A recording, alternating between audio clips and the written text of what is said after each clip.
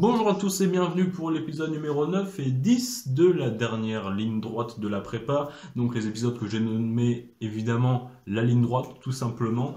Donc pourquoi 9 et 10? Parce que vous le savez, hier il est sorti la vidéo d'explication ou du moins de présentation du livre Le Dictionnaire des mathématiques que je fais gagner via Instagram. Donc allez voir la vidéo, c'est pas piqué des hannetons tout ça.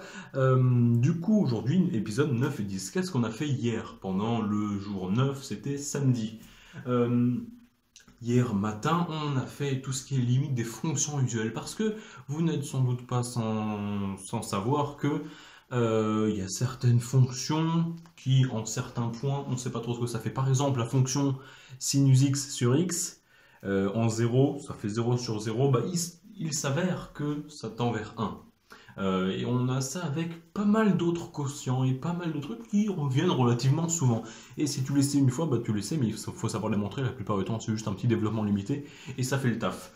Du coup, bah, ça c'est ce qu'on a fait ce matin. En plus, on a aussi vu les primitives, les fonctions de la variable réelle, donc tout ce qui est arcosinus, arcsinus, arctangente, les cosinus, sinus et tangente hyperbolique, et toutes les propriétés qui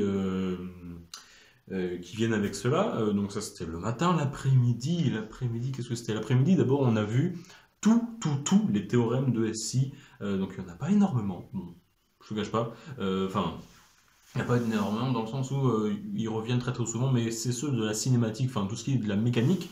Donc les théorèmes, déjà tous les torseurs, donc définition du torseur cinétique, cinématique, dynamique et statique, avec tout ce qu'il y a dedans, la définition du moment dynamique, moment cinétique, les matrices d'inertie, tout ça tu connais, le théorème de la résultante dynamique, donc c'est en gros le PFD en SI, le théorème du moment dynamique, c'est le moment cinétique en SI, enfin ça s'appelle moment cinétique en physique, et là on l'a appelé théorème du moment dynamique, mais voilà c'est à peu près l'idée, voilà, c'est un truc que tu dérives un peu par rapport au temps, c'est le moment cinétique, mais en fait dans certains cas c'est le moment dynamique, ça dérivait par rapport au temps, enfin bref du coup il y avait ça et aussi le théorème de l'énergie cinétique en fait rapport aux puissances.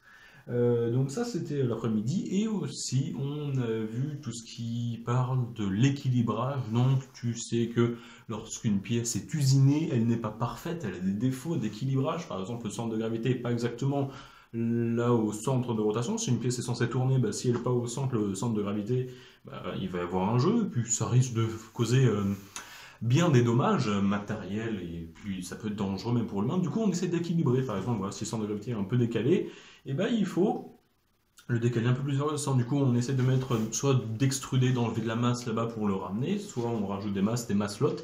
Et du coup, on voit comment quelle masse il faut ajouter et où exactement. Donc ça, c'est tout ce qui parle de l'équilibrage en SI. Et le soir, on a fait, qu'est-ce qu'on a fait? Une synthèse d'anglais, si je me trompe pas. Ouais, c'est une synthèse d'anglais, donc le plan, etc. Aujourd'hui, qu'est-ce qu'on a fait ce matin? Ce matin, c'était des maths relativement faciles. C'était les fonctions usuelles, les comparaisons de fonctions, ainsi que tout ce qui est aspect primitif, enfin pas primitif mais dans le sens facile, toujours pas l'instinct primitif, non, les primitives, tout ça, donc quand tu intègres tout simplement, donc tout ce qui parle de la primitivité, de la dérivation, continuité, tout ça on a abordé ce matin. Et cet après-midi, un lourd chapitre, enfin lourd, quand même plutôt hard, c'est les transports. Donc bon là j'en ai que 3, mais il y a 4 chapitres des transports. Donc c'est tout ce qui fait rapport au transport de particules, enfin transfert de particules, tout ça, transfert thermique, transport de charge, puis mécaflux, tout ça c'est relié dans les transports. Du coup on a revu tout ça, ça m'a pris à peu près combien? 3 heures? 4 heures? Je sais pas. Pas mal de temps quand même, parce qu'il y a pas mal de choses. Les capacités exigibles sont relativement lourdes, surtout parce qu'il y a beaucoup de démonstrations qui sont pas évidentes au premier plan. Et au final, une fois que tu les as vues, une fois que tu sais les faire une fois, tu es censé t'en souvenir après, et c'est pas trop compliqué à restituer. Ouais, c'est souvent la même chose, la même logique. Donc au final, petit à petit, ça rentre. Donc ça va. Et ensuite, qu'est-ce qu'on a d'autre? Je sais plus, je ne cache pas, je ne sais plus. Si, voilà, c'est l'info. Donc l'informatique, c'est tous les programmes de tri. Donc ça, on va le faire après là.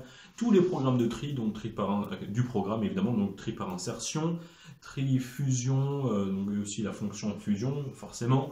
Le tri rapide in situ, parce qu'en fait on a vu deux sortes de tri rapide, c'est le nom du programme. Il y en a un où tu prends une liste ancrée, d'autres, puis après tu fais un tri rapide récursif. Le tri rapide in situ, ça veut dire que en fait, au lieu de créer des listes et de renvoyer une composition en gros des nouvelles listes, tu travailles toujours sur la même. Genre tu vas toujours celle-là et c'est celle-là que tu vas modifier pour voilà, si tu donnes une liste, tu reprends la même liste et elle est changée en fait. Ça va être ça et le programme en gros il va rien te redonner de nouveau à la fin. Il fait des opérations sur la liste qui existe déjà, et à la fin il te redonne rien, il a juste changé la variable de la liste. Donc ça c'est aujourd'hui. Et puis ce soir qu'est-ce que c'est? C'est anglais aussi, c'est deux thèmes à faire, à corriger. Donc encore une fois on reste sur à peu près les mêmes choses.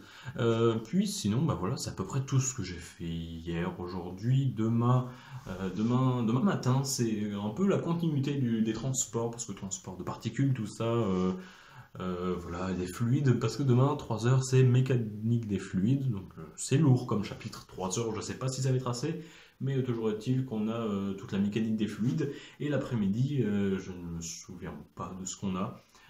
Puis le soir, ça va être du coup du français. Donc voilà, tout ce que je pouvais vous dire là-dessus, sur ce qu'on a fait hier et aujourd'hui. Sur ce, je vous laisse. Je vous dis à la prochaine. À plus.